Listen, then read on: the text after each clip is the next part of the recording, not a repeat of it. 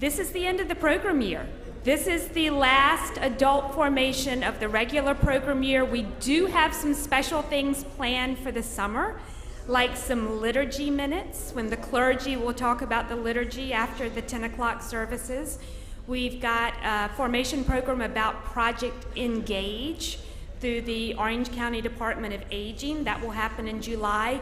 There will be some cool things, but this is the last regular adult formation program of the year, and next week we start the 10 o'clock service. So everybody can spend a little extra time with the New York Times, or sleep, or have an extra cup of coffee. We've usually opened with a prayer, but I think maybe today, since I did not bring my green Bible down, we can just think about the rain. Like that in itself is sort of a beautiful prayer. I know it's felt dreary at times this weekend, but when you're a 4-year-old child, it's the most exciting thing.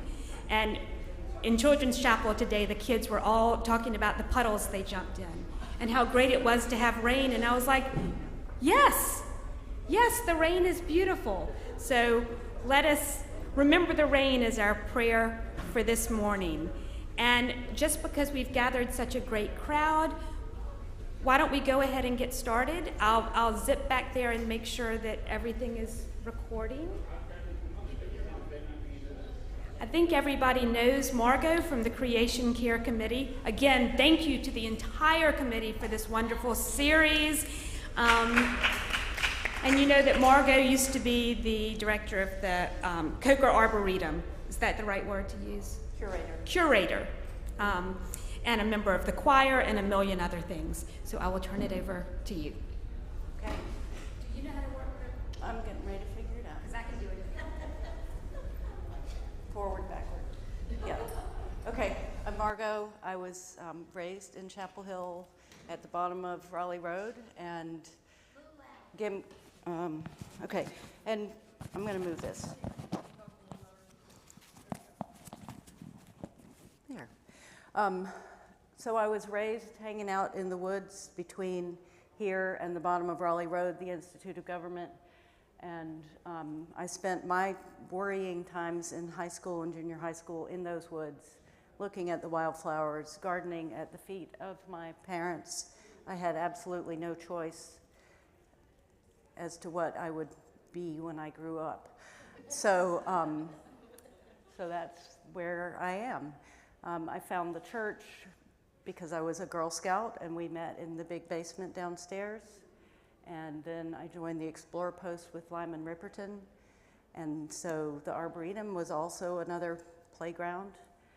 So I come about all of this honest, and that's really how I came into the church, is that all those meetings happened here, and Lyman Ripperton thought it would be a good idea if we offered to green the church on Christmas Eve,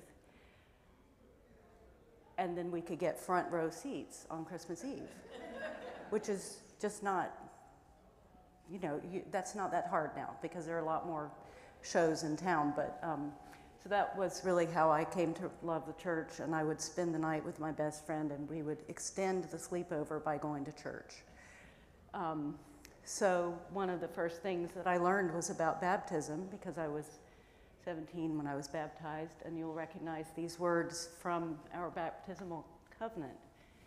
And I'm going to go in and talk about pollinators and then invasive species and try to make a good transition between the two. So a pollinator, anything that helps carry pollen from plant to plant. And I'm going to go fast. Bees, wasps, moths, flies, butterflies, birds, small mammals, including bats, all carry pollen in one way or another, either on purpose or by accident, just because they're getting nectar from plants. So, and that's a key part of plant reproduction. Plant reproduction matters a whole lot to us because we like to eat, and we like to have our beverages, and we like to wear clothing, and pollinators are important in sustaining those crops and making them productive. And then I just want to point out. Of course, chocolate and coffee are among our favorite items on there, and you all also, I'm not going to go over the things that I feel like we've all read somewhere. The honeybee populations, even though honeybees are not native to the United States, they still help pollinate a large variety and a large percentage of the crops that we rely on. And this is partly due to all the things that we're going to talk about and that we have already talked about. Are the pollinators in trouble? Again, we want you to have hope, but we also, I think you have to know what's going on in order to have hope. You've got to see where the problems are and what the key ways of maybe making a difference are. We're misusing and overusing chemicals, and they're in our water, they're in the air, they're in the soil. Then I'm going to talk more about it, but invasive plants and animal species do a lot of damage to our native ecosystems. And we even have threatened or endangered species of insects and spiders, not just things that are big, high visibility mammals in the food chain. 50% of managed honeybee populations have gone away in the last 10 years. And as somebody who's participated in honeybee and in apiary work, we've witnessed it. It's the mites, it's the weather, it's the things that are being sprayed on the crops that are, where the bees are feeding. It's a huge problem. And we're starting to learn about it, but we're way behind the EU, which actually funds ways to grow the crops successfully, but not endanger the pollinators that the crops also rely on.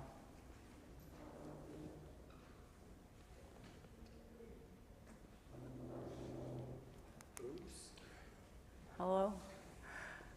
I have no idea what the next slide is. There's Jeff. Jeff? Yes. Hi, Jeff. Did I do that? Okay, this is great because I have two jokes. One is, how can you tell gardening overalls from church overalls? I washed them before I wore them this morning. And the other I was going to say is, I didn't want this to be a dry presentation. So we have rain.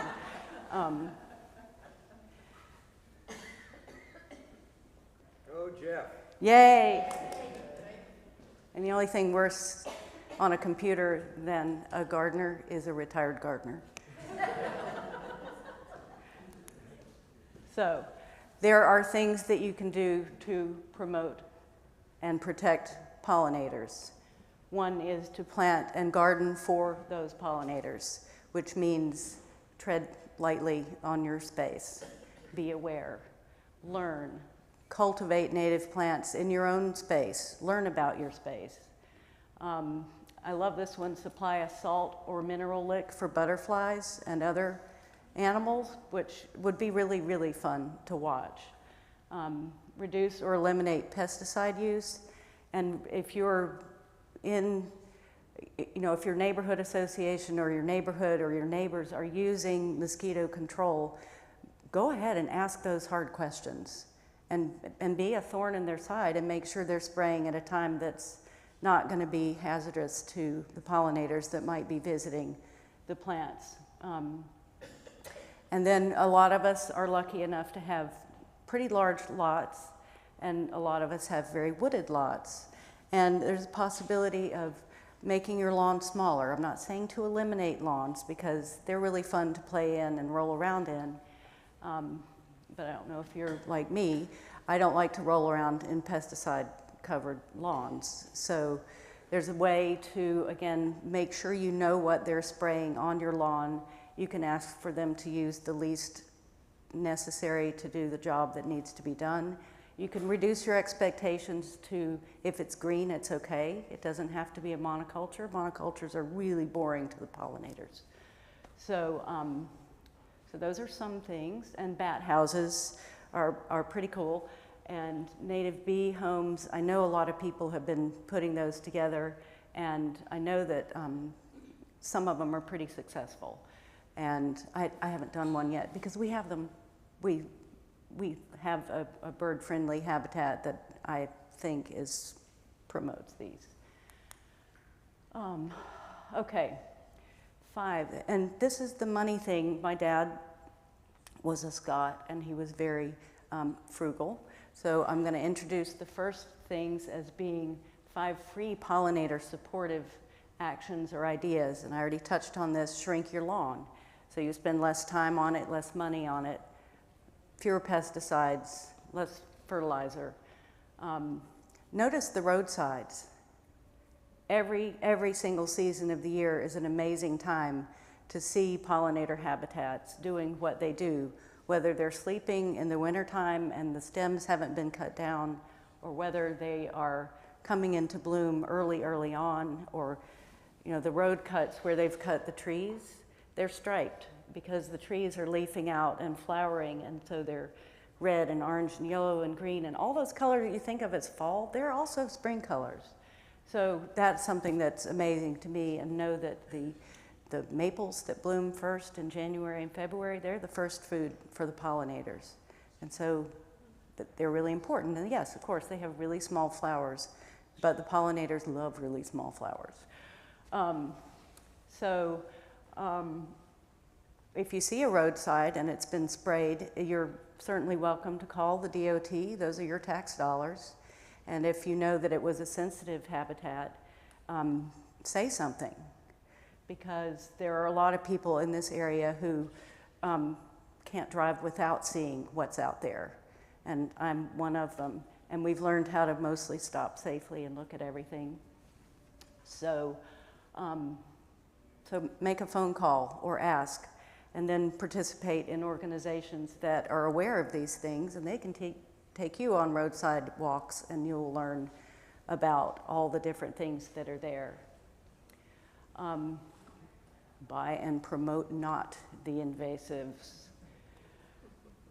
So what I wanted to show here in these pictures is that when you leave your leaves, you're providing habitat to take care of the Luna moth, or whatever other moths have laid their eggs on the leaves during the growing season, and then they fall down. And if you grind them up, I don't even need to go there, but when I first came to the Arboretum, I thought all the leaves had to be ground up. And then I started learning about this, and I thought, well, what am I going to do? I'm on this important campus that's at the front door of the university. It's on display. Hopefully the last 3 weeks in March and the first week in April. We love it when the press comes here for our sports teams. So I want to make this garden look like everybody wants to be there, like people work there. And over the years, I decided that there were a lot of places where we didn't have to chop the leaves up, that we could just leave them where they fell. Or some of the raked ones, we just moved to another space that was big enough where we could spread them out, and you wouldn't even know. You wouldn't even know that we added extra leaves in those spaces. So that's promoting good soil. It keeps the ground wetter, so when it's really dry, we don't need to use as much water. So there's a lot of advantages to leaving the leaves, and putting them out on the street is, it may be what you need to do for part of the yard, but I would encourage people to look around and say, if you have an edge that is already, the property line is yards away and you don't have lawn there, go ahead and put the leaves from the lawn over there. It'll be okay. And if it doesn't work because the wind always blows from that side, put them on the other side. Because those are things, everything, there's a little tweak that you can do. And how am I doing on time? Good. Good? Okay. And then this is a good example, yard in Chapel Hill where they've done both things. And this lawn is maintained for the habitat and as a lawn. So it is a mixture of grasses and forbs, and it has been alive with pollinator plants that are native. And these plants are pollinated by really small things, and they're wasps. And wasps, everybody's kind of worried about wasps, but most wasps have no interest in stinging, are not known to sting, and don't. They're not interested in you at all. Okay. Okay. And then if you want to invest, hire somebody to help you assess your property, hire somebody to help you come up with a native plant, an invasive plant removal plan, and implement that plan, and then talk to your neighbors about what you're doing so they understand. And if you're in the neighborhood association, advocate for the protection of the pollinators in your meetings. These are some organizations that you can join, and I did pick a lot of words just straight from the Pollinator Partnership, which is fantastic, and then part of the North Carolina Botanical Garden, information about pollinators is in here. And then, of course, I'm not going to dwell on it, but we all need to register and vote, and I think each one of us needs to go out and find 5 other people who've never voted before, because we all of us vote, right? Reducing your impact, and I sort of went into this, by reducing your lawn size, you will automatically do a lot of those things.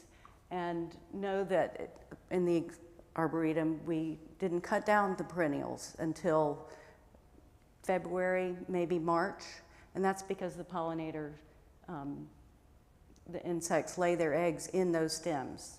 And so if you leave them up, that gives them a chance to hatch out and reproduce. And our mid-ground, because you can't always do that in a public garden that's right at the front door of a big First State University, is that we cut them down really low and then pile them in more discrete places and plant not the invasives. So the invasive plant is one that's capable of monopolizing a natural ecosystem, and it takes everything that the native plants need: the water, the light, the space. Sometimes they can even alter the soil composition and make it less friendly to the plants that grow there. A plant is native if it evolved and adapted to the local environmental conditions, and a plant is non-native if it's been introduced on purpose or by accident. And some things are invasive in Florida that are not invasive here. And the same, you know, as you move up through the zones, that is how that works. And I used the Chinese wisteria as an example, is that I get into deep and scary discussions with friends about this plant. And if you haven't ever tried to remove this plant, then you will no longer love the smell. If you've worked, you will no longer, it will be a negative association. So that is, yeah. And we're concerned because, of course, invasive plants can invade crops, can invade, and not just food crops, but forestry crops. And they cost a lot of money, and we spend a lot of money dealing with just a few of the most egregious invasive plants. And they compete directly for those resources, but there's hope. There are plenty of organizations, and there's a nationwide invasive plant network, and North Carolina has its own chapter here, and it's the North Carolina Invasive Plant Council. They meet, they're people who know what's going on, and they have compiled a whole lot of lists on their website.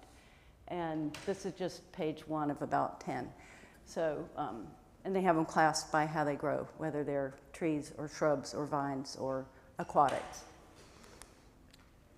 And this is some of us in this room on Martin Luther King Day, and we did our service project taking out invasive privet from the Bowling Creek Trail, and native plants have been planted in there, and that'll be an ongoing project. But it's a really energetic group And there's also a thing called the Emergency Detection and Rapid Response, and that is with the North Carolina Department of Agriculture.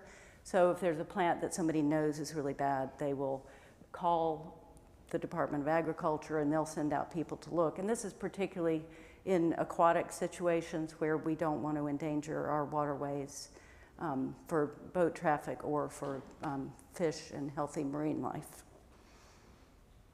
And just one super sad statement that is not very hopeful is that the problem in our natural areas has far exceeded our ability to remove stuff by hand. And that's a real thing. So we are well into the herbicide world. And then I'm ready for questions, if anybody has any. Yes, Stace? Oh, she's going to get the microphone. And I have compiled a list of sources for everybody. And if you email me or... We'll post them on the website. He's going to post them on the website. And yes. So, and there are thousands more. So if you look under adult formation, we'll try to put these on that page. Where was the question? Stacy had one. We're still going to get to your question from the first week, too. Nancy's going to answer that in a minute. Thank you, Margot. So I have a question, although I now see books up there, because that's one of the things I was going to ask, is for a person who has very little plant knowledge and wants to learn more about what might be a native, say, like wild plant, or woodland plant, a native plant, that maybe looks like a weed, but it's not. Where are places, books and that sort of thing, sources to be able to learn? Okay. As you have walked, Margot was very helpful and came to my yard, and Margot and George, and looked around and pointed out things, and they were like, "That's great," and I was like, "Oh, I didn't know what that was." Yeah. And that sort of thing. A lot of the really dry yards around Chapel Hill that haven't been turned into cultivated lawns are loaded with native wildflowers that bloom right now, and they'll be finished, and they don't get tall or do anything disgusting. They just mow them off once they've gone to seed. So, and the other thing that I was going to say is that pollinator eyes don't work the way ours do. They see wavelengths that we cannot see. So the things that look really cool to us, that are big and showy, and that, they're not interested in those. They're interested in small single flowers very often. And so I've sort of started going through neighborhoods and things and saying, nope, nope, nope, aha, yes. So sometimes it's, goldenrod, huge pollinator plant. Goldenrod does not cause allergies. The pollen is too big. It happens to bloom at the same time as ragweed and grasses. So that's, and the plant, the books, the North Carolina Botanical Garden Shop has lots and lots of books. And then there's the North Carolina Native Plant Society, and all of them have websites where you can post questions and an expert will answer what it is. And then you can read all the comments about, but I love it because my grandmother grew it. So it's entertaining in an annoying way sometimes. So why don't we take one more question and then switch to Nancy and then come back and answer more questions? It's kind of a comment. Isn't there an app or something that you can use to help you identify something when you're looking at it? The iNaturalist app is a really good one to download. What's it called? iNaturalist, and it's free. So, and it's moderately accurate. Margot, thank you. We're going to switch PowerPoints. So actually, we do have time for one more question. Kathy, you had one? Speak in the microphone, please. I'll make a comment about under right-of-ways. They will spray unless you ask them not to. So there are these signs that you can get that show a spray rod and has a do not cross bar, and so the electric companies and the utility companies know not to spray there, and then they will come through and do manual cutting. Thank you. All right, we're going to turn it over to Nancy. Let's see if your mic is working. I don't know. Yep. Okay. Do you want me to handle? No, I'm going to try.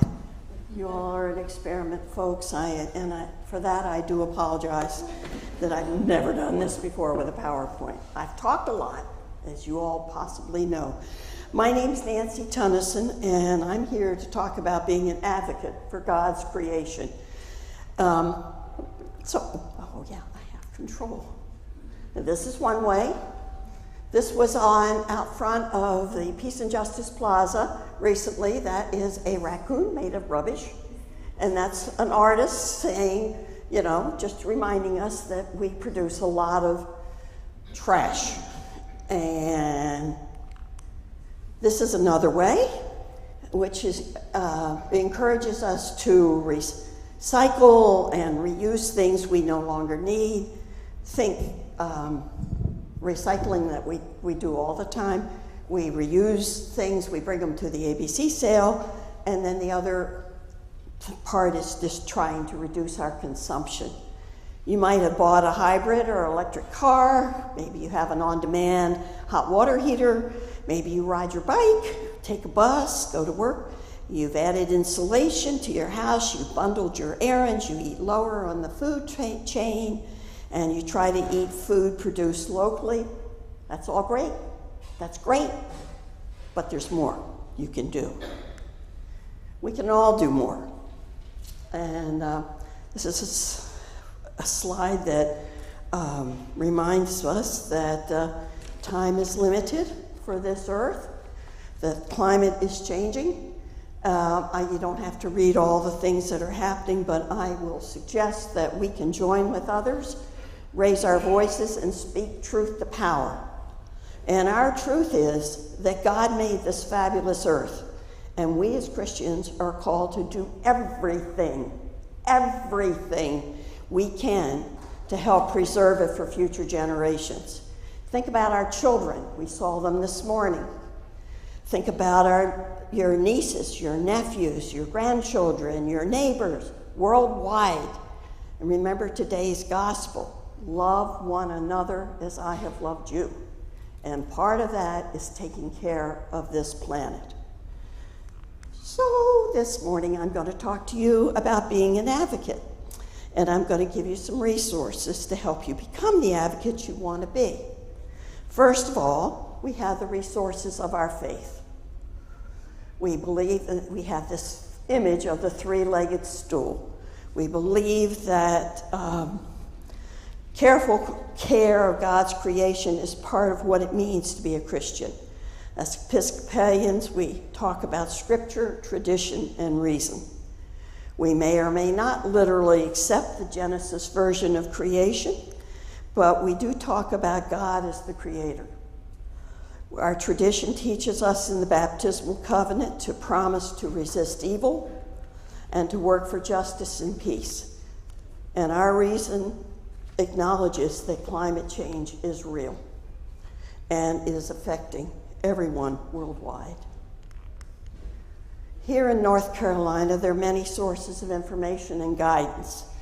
I could have made 17,000 probably slides of all the organizations that are involved in one way or another in climate change. So I limited what I put up here to ones that are related to faith, and particularly to the Episcopal Church. I have a handout, don't worry, you don't have to take notes.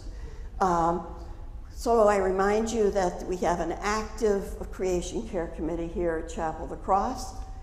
The diocese has a Creation Care Committee, Neil is on it. That's not its real name, it has a big fancy name. There's the Interfaith, or the North Carolina Interfaith Power and Light, which is a subsidiary of the National Interfaith Power and Light. I'll get back to them. And the Interfaith Creation Care of the Triangle. It's just the beginning. There's ways to learn if you say, I don't know what to say. I don't know what the issues are. We'll help you. The Episcopal Church has a department of creation care, the National Church. This is their sort of mission statement, that they have a covenant. And I honestly do not know. Neil, have we signed the covenant? I think it was sent. I think we sent it out the first year for individuals to sign. Okay. But is to practice and try to preserve this earth. The Interfaith Power and Light is an active national organization that you can see. It's in DC, it goes, it lobbies, it's involved in talking to our legislators about policy changes that might help slow down the process of falling apart. It's big. It has 40 state affiliates, 22,000 and growing faith communities, 6,500,000. So when you think to yourself, I'm just one little voice, what difference can I make? Remember that there are lots of voices, and all together we can make a difference if we speak up and don't just sit on our tushes.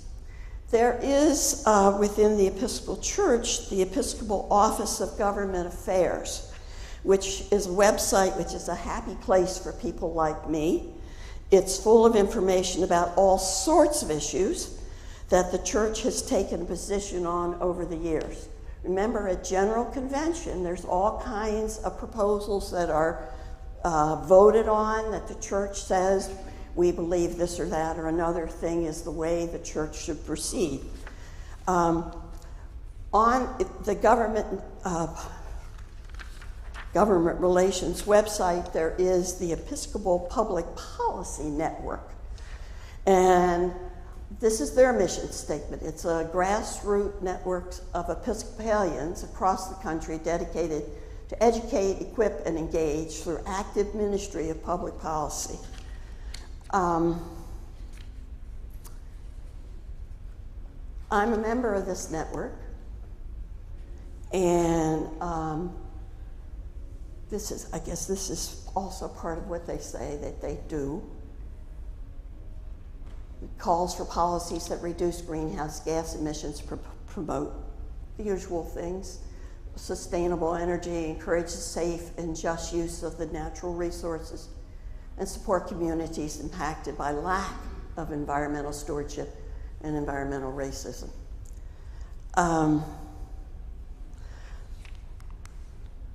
So about every 2 weeks, I get a communication from the EPPI, Episcopal Public Policy. It is not always about environment. It's about all kinds of issues, but there is a creation care part of this thing. So it usually comes with a pretty little picture, and then it comes with a letter, and it tells me, usually the letter starts out with a quote from either our bishops, one from the national bishops, or from the General Convention, or a resolution somewhere where the church has made and taken a stand, because it's based on that they're asking you as an individual to respond. And then this one came right around Earth Day, and it says, as Episcopalians, we value the care of God's creation, and goes down. In this particular one, what they were asking me to write about was the Green New Deal for Health Act, which seeks to improve. So I did. So there's usually a link here that tells me to go to another page. And that one, because the link had died when I got around to making my speech and my pictures, I had to use a different link. So it comes up with something that looks like that, and then it takes me to a page that looks like this. Now, if I were really good at PowerPoint, I would have this live, and I would be able to show you exactly what it would look like. But usually on the left, there's a lot of information about what the issue du jour is. And it usually tells you what the issue is, what a possible solution is, what the bill is that's up before Congress, because this whole purpose is to lobby your congresspeople. And then below that, there's frequently a whole flock of references if you really want to read a lot more about whatever the issue is. On the right-hand side, if this were coming to me specifically, where it says compose your message, U.S. senators, it would list Senator Budd, Senator Tillis, and my congressman is Foshi. And then it would put in there support in environmental stewardship or whatever it is. And then the message usually starts out as an Episcopalian and your constituent. I'm going to come back to that. Under enter your info, mine comes up all the time of what my name is, what my email address is, and what my street address is, and my zip code, and then the privacy stuff. And if I agree with what is there and I think that letter suits, I can click on send message and it's done. And those 3 people know how I feel on an issue. You can write your own letter, and these are just some ideas of what, if you write your own letter, it should be like. It should be under 1 page. Nobody's going to read anything more than that. There is somebody in your representative's office whose job it is to read all these emails, or at least look at it, scan it, and say, oh, this one's about the environment, this one's about healthcare, this is about whatever. So keep it short, address only one topic, don't try to hit all the things you care about passionately. State your subject clearly, include facts, avoid getting personal, include your home address and your email. And if you're using email, send it one at a time. Don't send a group email, send it one at a time. And the letters need to be respectful. You all know that. Here's a sample of one of their letters. It says, as an Episcopalian and your constituent, I encourage you to consider the intersection of environmental policy areas such as human migration, agricultural, racial justice, indigenous rights, international conflicts, and more. There's a lot there. We cannot separate ourselves from the environment, and we must do everything in our power to protect and work within it. My faith teaches me that we are as much a part of God's creation as the earth itself. And we must continue to prioritize that in all aspects of our lives. Thank you for your consideration. The emphasis in all these letters, if you do send a letter through the EPPI, will always be on that you are a Christian and you are speaking to them from your faith. And that is what's calling you to be an advocate.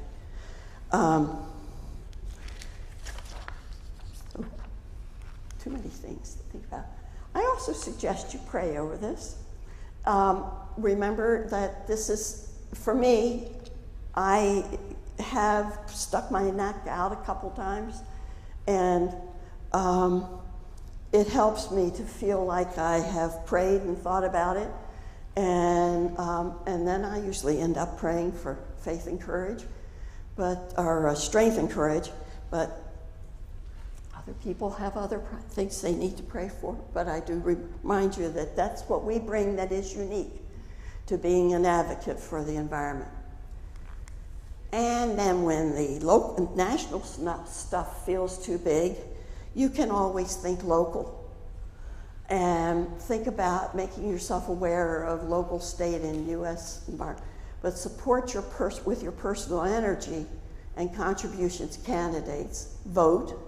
Write to your representatives, join the town council, or run for office. I mean, if you feel strongly, do something. Look around, find some troubling issues in your community and get involved. Within 1 mile of this church, there are 2 that come up in my head. On Cameron Avenue, the UNC has a cogeneration facility which burns coal right on the edge of an African American neighborhood. And they've been saying for years they were going to close it down. 10 years ago, President Thor, Chancellor, whatever his title is, said they would close it down. They tried to go to wood pellets, not such a good idea, so they've had to back off that. I have toured this facility. They've tried to make it clean, but it still burns coal. The other place that you can think about and be concerned about is where the Chapel Hill Police Department is.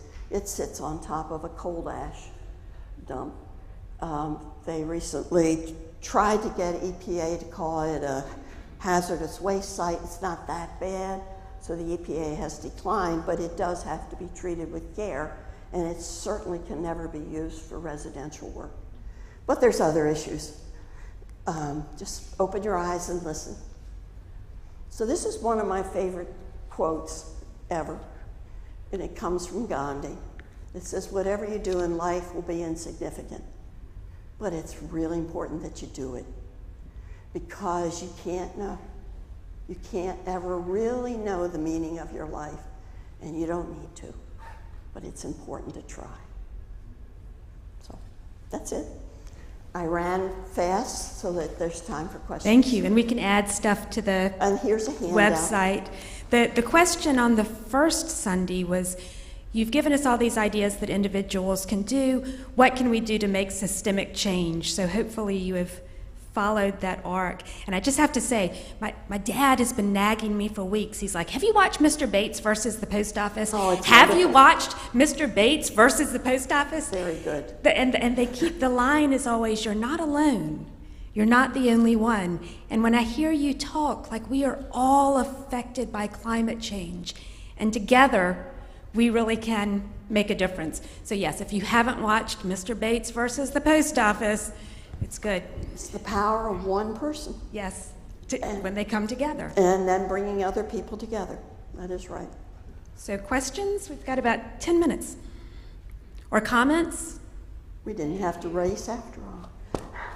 Well, and thank you, and Nancy and Neil and everyone, thank you so much for opening our eyes and hearts to all of this information and passion and obligation to do our faith duty. So the comment was, thank you to the Creation Care for encouraging us to open our hearts, our minds, and to do our faithful duty. And I think we said the first week, like, sometimes the work this committee does, it's not invisible because we're all recycling, but we are so accustomed to it. We have become such good students that sometimes we forget to say thank you, and thank you to this Creation Care Committee. So I have presents for you all. The EPPI has bookmarks. So if you are interested in joining the EPPI, take one of these because they'll give you the website. And then this is the handout, and I will leave them somewhere. Neil, did you want to have a round?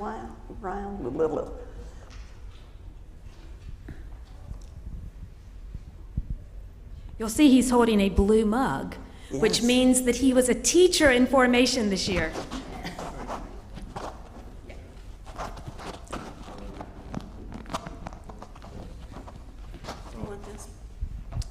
I think this will work. I was going to try to summarize some of the things that you can do to take action, but I must say that Nancy and Margot did such a wonderful job that I don't want to be repetitive, but there might be a couple of things that I can point out. Again, and reinforce. I think we finished up with advocacy because I think that is so important. I think Nancy covered it beautifully, that it's important for ourselves to do things individually, but collective action really is what kind of moves the needle. And there's many ways. The EPPN is one.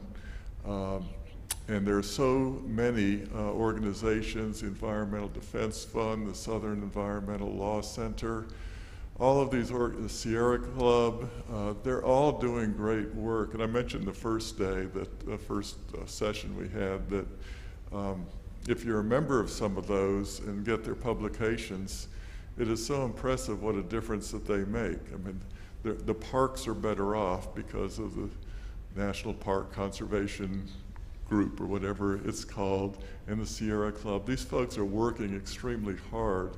And I recently met with a representative from Southern Environmental Law Center, and they are working on those issues that are really important to us.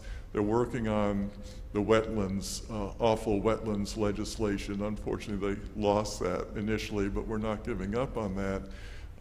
That is a devastating action by both the, I think it was the federal government and maybe with the help of the Supreme Court about the power of the EPA, and in our General Assembly.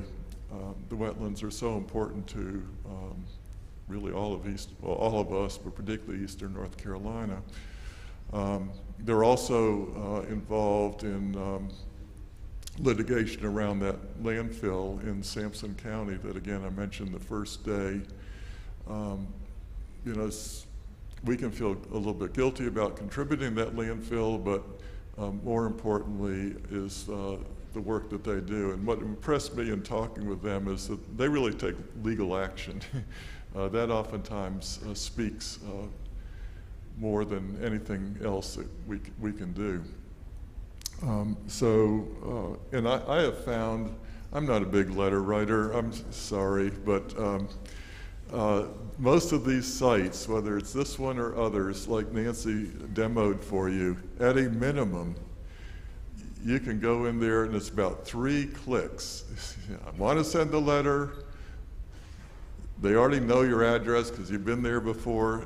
They figure out your representatives in the state and at the federal level, and they've composed a letter, and they'd like you to customize it, but if you don't have time, you push a button and the letter goes to those individuals, and some of them will respond.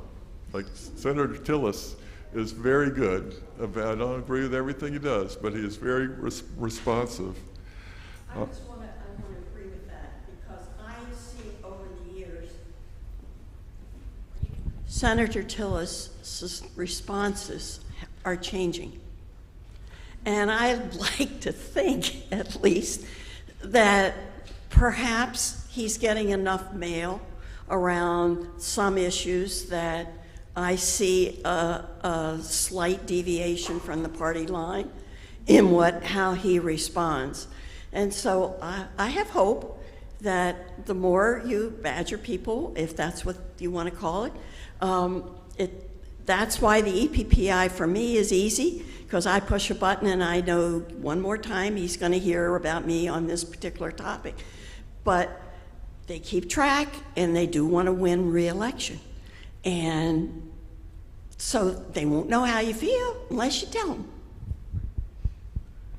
And maybe finally, just to reinforce a point that Margot made rather quickly, was about the importance of being in nature yourself and observing it and experiencing and appreciating it. Some of us who work in this area, I shouldn't say I work in this area, but I feel like it sometimes, say you can't care for something that you don't love. And so the first step in much of this is to expose yourself to nature as much as you can and commune with it, appreciate it, value it. I recently trying again my hearing aids, and the one thing they work for beautifully is hearing birds, because it's the high pitches. So I've gotten to appreciate birds more, because when I walk, I hear them all, and then I can get out my little, I think it's called Merlin app, it's from the Cornell or whatever, and then you can identify what that bird is that is singing. Just one example, or just walking through. I thought it was beautiful when we had the opportunity to walk through the Arboretum a few Sundays ago. It was a beautiful day, and I hadn't been back there in years. It's gorgeous, and you just value it. I mean, just it lifts your soul and recommits you to doing as much as you can to protect it. So I also want to thank our committee I think there are 10 of us that work pretty hard. They all are contributing. You've heard from most of them during one of these 3 sessions, and we would welcome welcome any of you to join us, either on the committee or, as Anita has pointed out to me, if there's some aspect that you would like to help out on that's not joining the committee but is one of the projects that we engage in, let us know that, so you don't have to attend a committee meeting once a month. And finally, thank you for attending these sessions. I see about the same faces. I wasn't here last week, but from the first week and this week, many of the same supporters are here. So thank you for taking time out on your Sunday mornings to be with us. And thank you to Boykin for giving us this opportunity and for supporting us in carrying it out. So have a wonderful day. Enjoy that rain.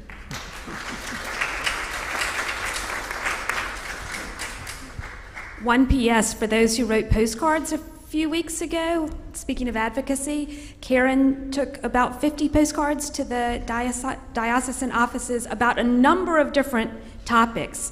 But thank you for making your voice heard.